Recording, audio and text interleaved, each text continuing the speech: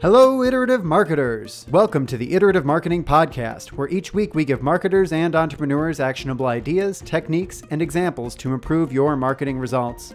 If you want notes and links to the resources discussed on the show, sign up to get them emailed to you each week at iterativemarketing.net.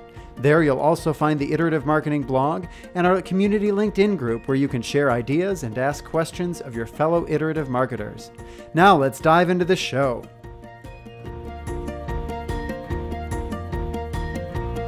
Well, hello everyone, and welcome to the Iterative Marketing Podcast.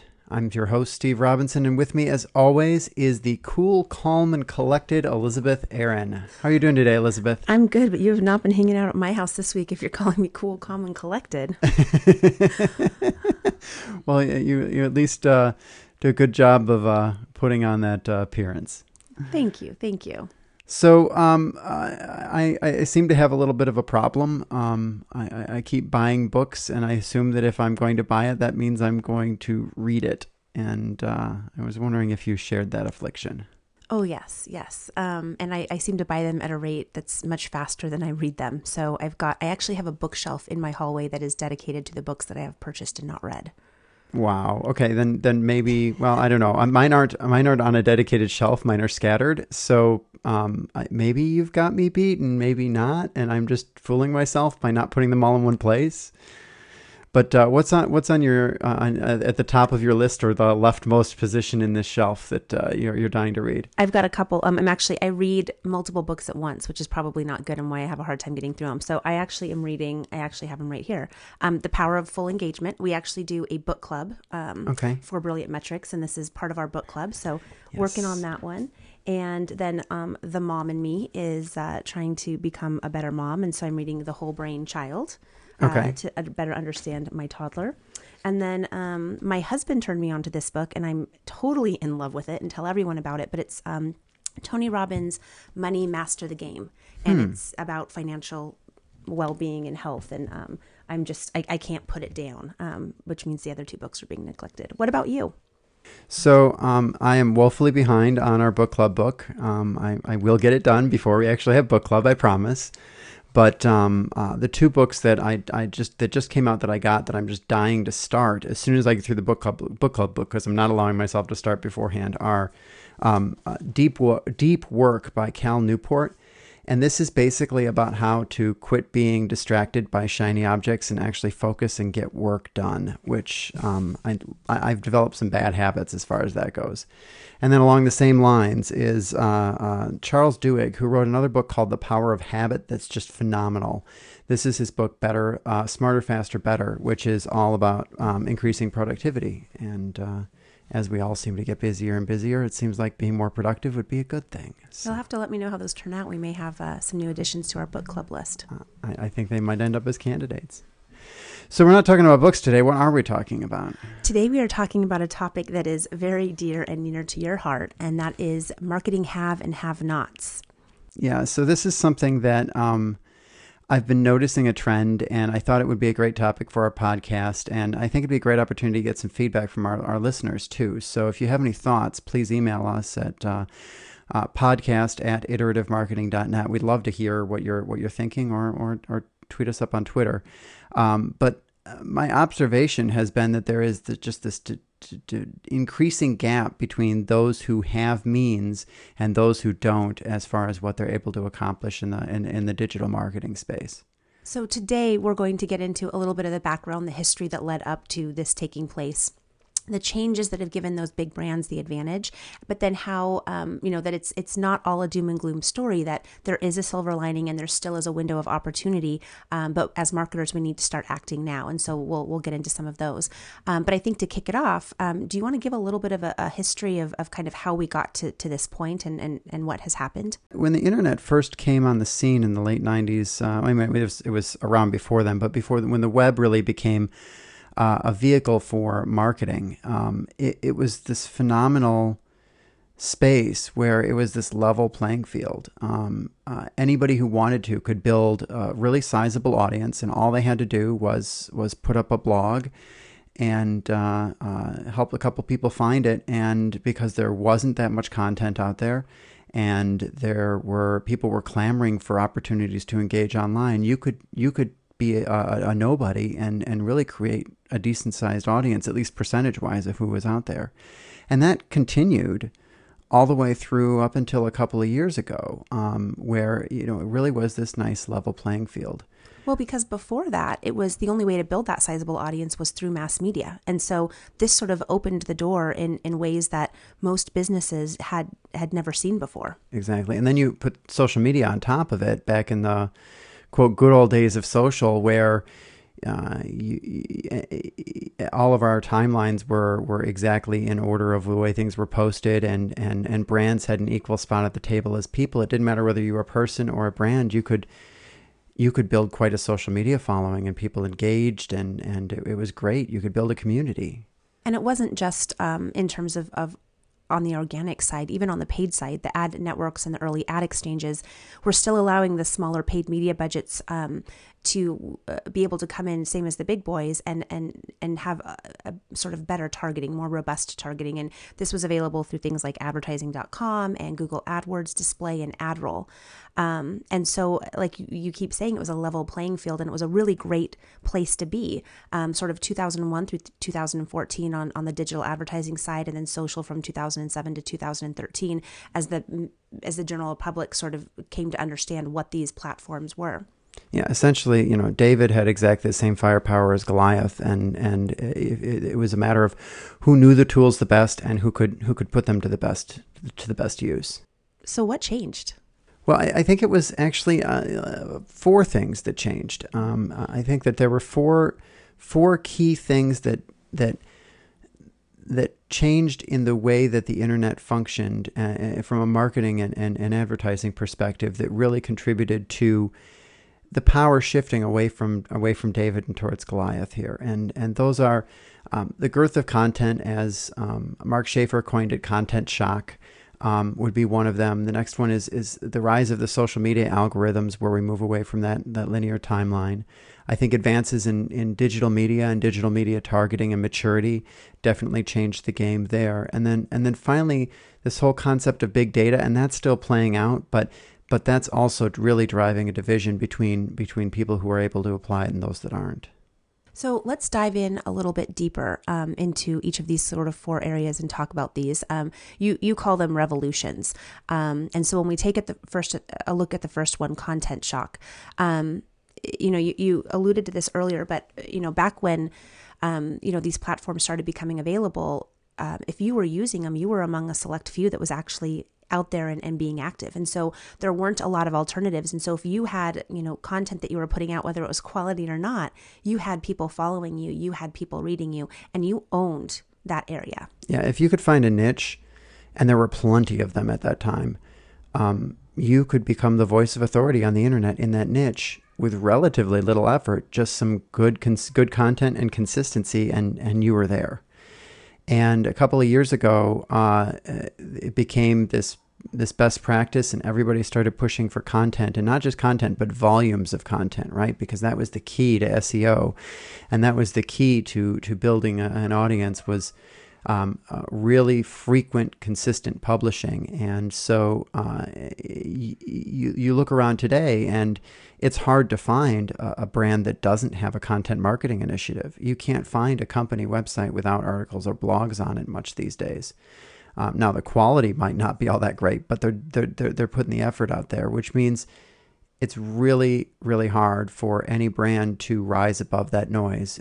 You're no longer going to own a niche simply because you're publishing consistently, because chances are there's 300,000-400,000 other brands trying to vie for that same audience, that same attention.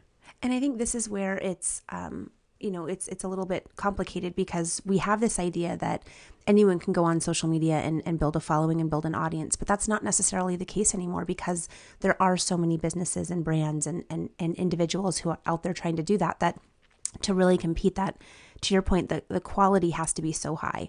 And so there's this misconception that social media is the great equalizer, but that doesn't seem to be the case anymore. No, and consumers, if they're going to give you your time, they're really demanding, like you said, a much higher quality of content. So that means higher production value.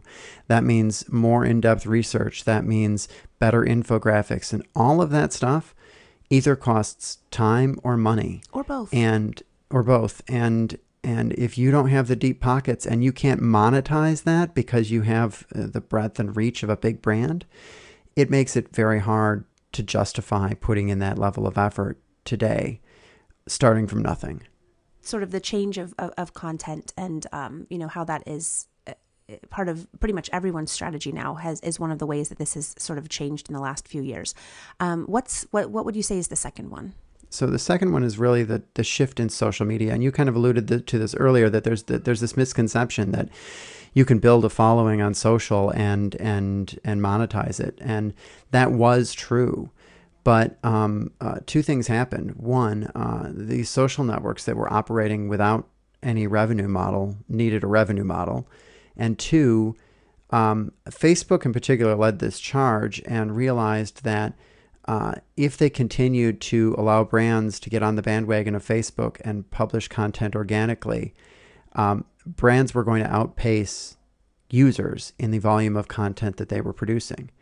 And at the same time, users really didn't want to hear that much from brands. They would much prefer to hear from their friends and family and find out about their nephew's 5th birthday party, much more than finding out about sale on shoes at Zappos, right? So the social networks decided one by one that they needed to figure out how to be smarter about what showed up in people's news feeds, because if you gave them everything straight from the fire hose, users would be inundated with way too much content, and most of it not being what they're really there to see. And so this begins the conversion to algorithmic timelines. And Facebook led the charge here and converted back, I don't know, it was 5-6 years ago or so. And since then, every single social network has fallen. Now Instagram is algorithmic. Now Twitter is algorithmic. And what that means as a brand is that your content won't get through unless the algorithm deems it as being more interesting to the consumer than their own nephew's 5th birthday party, which is a pretty high bar as a brand. It also plays really nicely into the fact that now they have a revenue model, because if you want your content to show up, you can always pay for that, right? Exactly. So I know that we see this with our clients coming to us on a regular basis and saying, can't we just build an organic following on Facebook and on Twitter? And the reality is, no, you have to pay for it. And as David, that budget isn't always at your disposal. I think that's a really great point. So what's revolution number 3 here in my notes? Revolution number 3 takes a look at media access, specifically reach and targeting. And I talked about this in the beginning, but in the early days of the ad networks and the ad exchanges, which was, I guess, sort of the late 90s, early 2000s, everyone was given the same access to advertising. It was new, and so people were trying to figure out how to use it. And so there wasn't this sort of have and have-nots division yet. The publishers were selling ad space directly and gave whatever the leftovers were to the ad exchanges and the networks, and then whoever was purchasing from them had the ability to buy whatever was available. The ad networks, which started into the mid to late 90s, for those of you that sort of don't know, aggregate the ad space from the publishers and sells it to the advertisers. And so it's an older model, but it is still popular, and we see this today with Google AdWords, Advertising.com, and AdMob. The ad exchanges sort of is where that evolution started, and it evolved from ad networks in the late 2000s, and it became this virtual marketplace used to sell display and video and mobile ad inventory using the real-time bidding model. And what that did is it gave marketers more control so that they could choose the ads that they wanted at the price that was right for them. And today we still see this in DoubleClick and OpenX and AppNexus and Yahoo Exchange, and there's a whole bunch of different people who are doing this.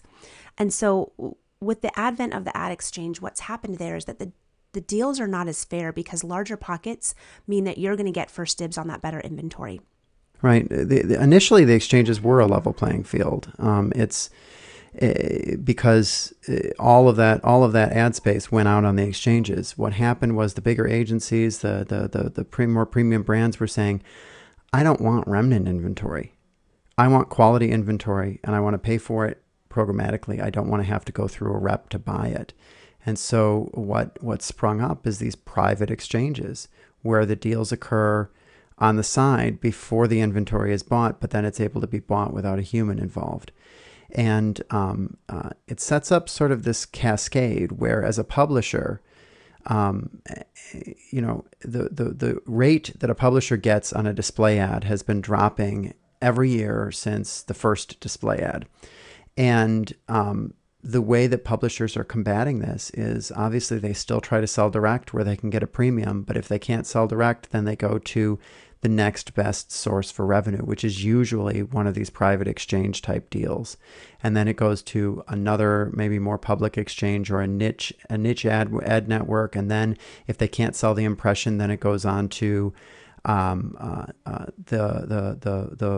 public exchange that maybe has lower rates because it's lower quality inventory, and then it'll drop down to the like Google AdWords display, the AdSense network. And what this means that as an advertiser, if you can't get into one of those premium exchanges or one of those private exchanges, you're not getting the higher quality inventory. You're stuck with only the remnant stuff. While the bigger brands, the bigger media agencies are able to get that more premium inventory. And there's a big difference in performance of stuff that's showing up in the footer versus the stuff that's showing up in the above the fold on the main pages of the site for well-known websites. And it really takes away the ability for David to even access that, because in order to get to it, you have to be spending big money because the good networks have minimums. Getting access to a private exchange means that you've got to have some oomph behind your buying power. And this blows me away when we talk about this, because so many businesses and so many brands, sort of the backbone of their digital buying strategy is AdWords.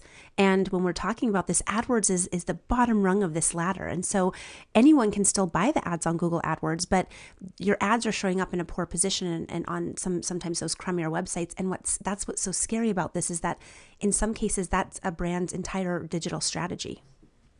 Absolutely. And there's no way you can compete there. I mean, we've seen it, the results when we take a client off of AdWords display and put them on DoubleClick Exchange. It's night and day, the improvements in click-through rate and quality of traffic. And so it's sad. The next one here is big data, and this is really unfolding right now in front of our eyes, and it's fascinating to watch and also a little bit disheartening as it adds fuel to this fire of dividing the haves and the have-nots. But you hear the phrase batted around that data is currency, and I think that has a lot of weight. It is. And, it's currency is what people find value in. And right now it's data. And I shouldn't say right now. I mean, we've been talking about data for a long time, and CRM and data mining and sort of everything that goes into that. That's been discussed for years, but it feels like it's all coming to head right now. And in fact, there was a paper published in 2013, and it called Data as the New Currency. And I found this so interesting, but it reported that 90% of the world's data has been created within the last 2 years. Wow. And we've seen it play out in our work that data can be really powerful. I think that where the smaller guy gets hosed on the data angle is really on two fronts, though. And one is volume. If you compare a small website's volume of traffic to a big brand, you're talking factors of 10, 100, 1,000 in the amount of traffic that you're getting. Every visitor is another set of data points. The larger the audience you have, the more data you have, and the faster you can iterate when you're testing things, the more segmented and narrow you can make your audiences and still be able to have a positive return on investment in creating personalized experiences for them. When you have a small upstart, it gets really expensive and really challenging to even identify your segments in the data when you have a small audience.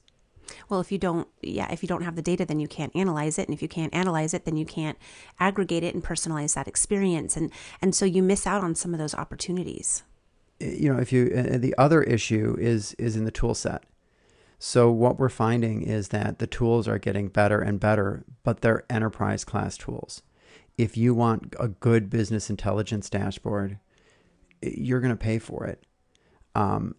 If you want to be able to put your data in a data warehouse and be able to truly manipulate it and pull those insights out of it and use artificial intelligence, some of that stuff is available at a consumer level, but the good stuff is really at a much higher level, and or you have to pay to get a data scientist on your team, and they don't come cheap either.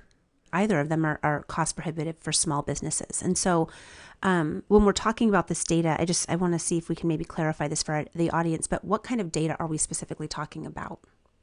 Well, the two places that I think that the data is impacting marketing as a practice in most are in audience data. So understanding your audience's preferences, their psychographic components, what do they think and feel, and figuring out how to put them into logical segments. And if you have a lot of first-party data, you can do a lot with that. And a great example of this is Kraft. And I think we've talked about them on the podcast before, but Kraft owns craftrecipes.com. Well, craftrecipes.com is like 1,000th. It's in the top 2,000 websites in the globe. Okay, so that doesn't sound all that important until you think about the fact that it's just recipes.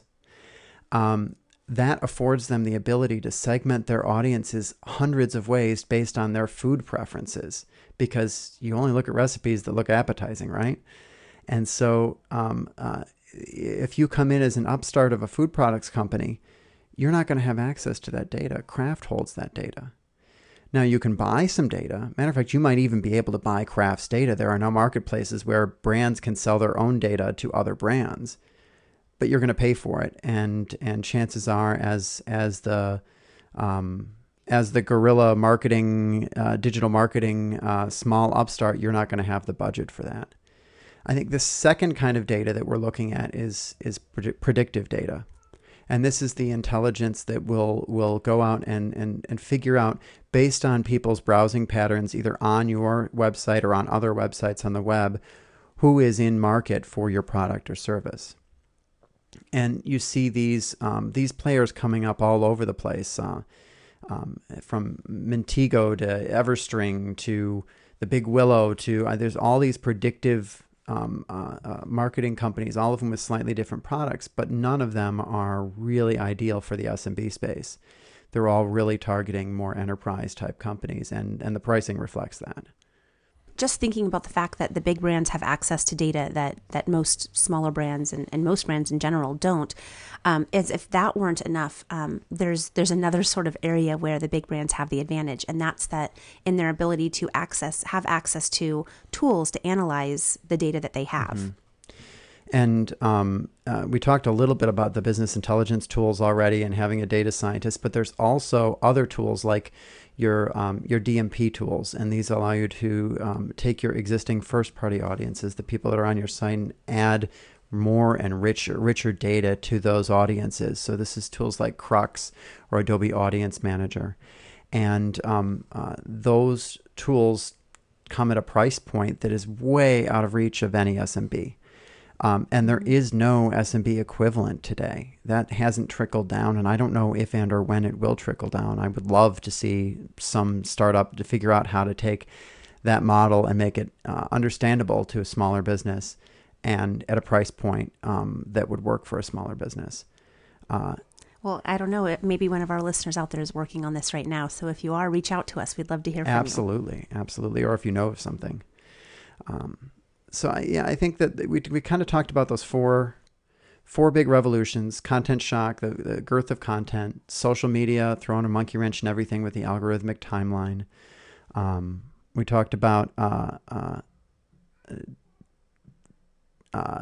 media access and paid media, and how that's been out of reach for a lot of small businesses, and then finally this idea of big data, and big data being the fourth thing to fall here, and really separating the haves and have-nots.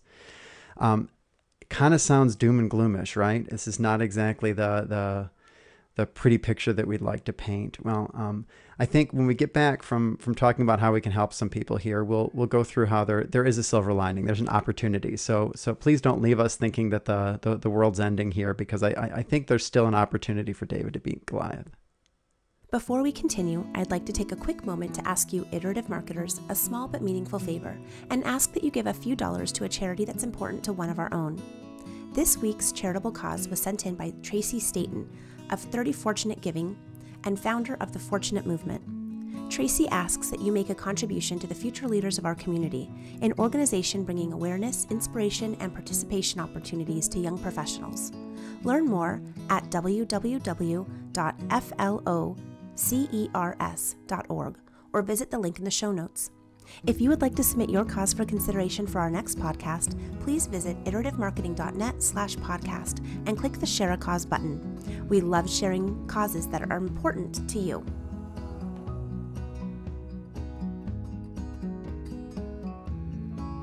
Welcome back. So we talked doom and gloom before we left. Now let's talk about the silver lining. At the beginning of the podcast, we had mentioned that that there is that silver lining. There is a way for, regular brands, everyday brands, to be able to compete with some of the big boys. And a lot of that comes in the fact that some of these tools are starting to trickle down. Specifically, when we look at marketing automation platforms, these are now accessible with modest budgets. We've got programs like Marketo and HubSpot. If that's still outside of your budget range, ActiveCampaign is a great option. And then I think you had just read about a free open source app that had come out as well. Yeah, Christopher S. Penn turned me on to this. I was really impressed. I'd never noticed it before, but there's a free and open source marketing automation platform out there called Mautic, Mautic. We'll link to it in the show notes, but it's it looks to be pretty robust, and if it's good enough for Christopher S. Penn, it's good enough for me. So he's got a great series out on his blog of a video series out on YouTube of him actually adopting this tool. It's pretty good if you get a chance to go watch it. But I think the key here is that these tools, which really can give you a lot of power, at least in managing small data, your own audience, and understanding who they are and segmenting them and personalizing content to meet their needs, that is becoming more and more accessible every day. And I think that's exciting because these tools can actually be really powerful in managing, maybe not big data, but the small data that you own, and putting that to good use in a cost-effective manner. That is exciting, and that's a great opportunity. And I think when we had first introduced this topic, we said that window was still open. And I think, one of the areas that we need to talk about as to why that window is so open is because a lot of the enterprises that do have the tools that we talked about in our last section, they have the tools, but they're not necessarily using them or using them in the way that they were intended. And so I think this is one of the areas where there's a big opportunity, and where time is sort of important here, because eventually they're going to start using them, and then that gap is going to get bigger. But right now, there's still that opportunity to kind of jump on board and catch up. And so, I know you've witnessed this or experienced this, where you've seen the big brands who have some of these tools in place not actually using them. Yeah, as a matter of fact, a while back I was at the Marketo Summit, and I'm sitting there during the keynote talking to the guy next to me, and he turns to me and I said, well, what do you do? He said, well, I just got a new job. And I said, what's that? And he said, well, I was hired on. Today's technically my first day, because the company I was working for has Marketo, and all they're doing is sending an email newsletter with it. And I said, really? And he said, yeah. And it was not, I can't say the company, but it was not a small company. And that's not the first time I've heard that story. That's not the first time that I've gone and checked out a company that we're in talks with, checked out their website. I see marketing automation. I see even DMPs on their website, and I see some of this advanced technology where they're tracking users on their site.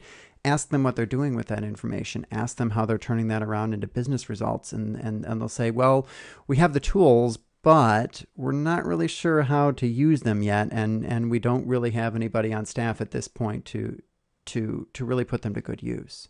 And so I think, that kind of gets into sort of the first part of why this is happening, and there's just this lack of available talent. People who have a strong understanding of these platforms, not just marketing automation, but some of these bigger platforms, they're in high demand, and there are not necessarily a lot of them. There's more on the marketing automation side because it's been around for a while, and there's a lot of different levels, so different businesses are able to participate in it. But when we talk about some of these other programs, the ones that are sort of out of reach for the normal business, there's not people with experience. And so, companies are struggling to find experienced ad tech people who can effectively and efficiently run these programs. Yeah, I mean, you look at Scott Brinker's landscape of the digital marketing software space, and any one person who even knew what half those companies did would be an anomaly or an amazing thing, right?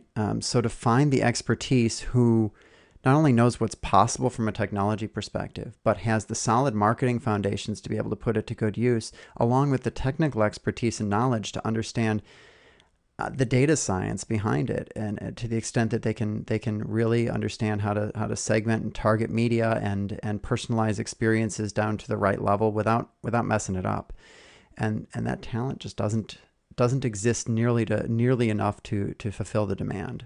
So that's sort of the first hurdle, which is a big one in itself. But let's suppose here that your brand has been able to find someone who is knowledgeable and has the marketing background and can manage this program. They still face another issue, and that's even if you have someone who is championing this idea and who gets the program, they're still trying to battle the cultural shift about turning into data-driven marketing environments. And so they're constantly fighting against the idea of this is how we've always done it. And so they have to find a way not only to set this program up and run it, but they have to get everyone else on the organization on board. And that itself is a huge task. And maybe some of our audience are these people and they're fighting these battles every day. So this is it's preaching to the choir, but it's hard because it's not just marketing that needs to be able to be thinking data driven. It's sales, it's customer service, it's these tools don't work well if marketing is the only one that has any say in how they're implemented or the only ones using them. And so it's an uphill battle. I think there's also a degree of bureaucratic red tape within a lot of the larger companies as well. And this is a really, I think, one of the biggest advantages of being a small company is if you're going to implement strategies that are data-driven, if you're really going to engage in personalization, you don't have to go through 8 layers of approval for every tool you want to add, for every persona you want to introduce, for any content efforts supporting that particular experience or persona, even media. It's all, you're able to make those decisions much more rapidly. And once you throw stuff out there, you can analyze the results and make adjustments on the fly a lot more easily. So you can practice, what we preach here with iterative marketing and really be able to truly iterate a lot faster if you don't have to get approval for every minor budget change or every little content direction shift. I've been there, and you can have such great momentum with your internal team, and the bureaucratic red tape just can stop you in your tracks. I think the last opportunity here is it comes back to that nimble bit a bit, in that if you are a big brand, it's really hard for you to take control of your customer experience, often because you're built on a legacy business model. So if you think about how has Dollar Shave Club really begun usurping Gillette, right? And the answer is they came up with a new business model that didn't have any of the distribution channels that Gillette has. If Gillette started selling their razors directly, which I think they do through another brand right now, but if they did that under the Gillette brand, it would undercut their current distribution network, and they would kill themselves. It's the innovator's dilemma. As a new company, you can come up with new ways to reach your market and reach your market directly in a personalized manner using these tools to their full effect, while the big guys are still stuck trying to understand the ramifications of interacting directly with their audience without destroying their current business. Now, I think it's important here to note that not all big brands are doing this wrong. There are some people out there that have really figured this out and are leading the market. And if you want to see companies that are doing this, you mentioned Craft Recipes. Amazon is constantly improving their recommendation engines, and that's taking hundreds of data points into account. And they are doing some really amazing things, constantly innovating. Another great example, Nordstrom's one of my favorites. They use big data from, their deep social data across multiple platforms. They have a credit card. They've got their fashion rewards program. They use all of those different data points to improve marketing and product design. And not only that, but they have actually created what they call the Nordstrom's Innovation Lab, which develops and tests new products that merge the online and offline behaviors of their shoppers, from interactive touchscreens in their fitting rooms to using sensors and Wi-Fi signals to track shoppers as they're moving through their stores. And you see this. If you are a Nordstrom shopper, you know what I'm talking about in their communication to you. It's very, very personalized. And it's companies like these that are raising the bar. Yeah, I think if there's one key message from today's podcast, which I know is a little longer than normal and a little bit more rantish than normal, send us feedback, please, at podcast@iterative-marketing.net. But it's that there's a window today while the bigger organizations are still trying to figure out what the digital revolution means to them, while they're still trying to find the talent to implement these new technologies and new opportunities at scale. There's a window for smaller brands to find the tools that are within reach, hack their way around the ones that aren't, and deliver better personalized experiences and really outcompete the big boys simply because they're smaller, more nimble, and have the ability to iterate and improve faster. And so what I want to, if there's a message to drive home to all of our audience that qualifies as this smaller brand, it's now's the time. Up your skills, because you can still outsmart your competitors, and David can still beat Goliath, but that window is closing, and now is the time to do it. Well, I want to thank everyone for taking the time or making the time for us this week, because I know time is precious. And until next week, onward and upward. If you haven't already, be sure to subscribe to the podcast on YouTube or your favorite podcast directory. If you want notes and links to resources discussed on the show, sign up to get them emailed to you each week at iterative-marketing.net.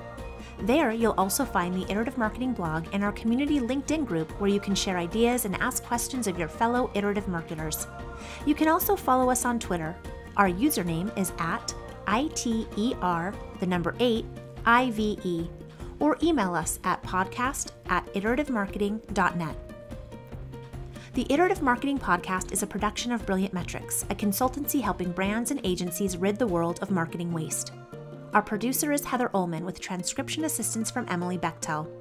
Our music is by C-Stock Audio Music Production and Sound Design. You can check them out at seastockaudio.com. We'll see you next week. Until then, onward and upward.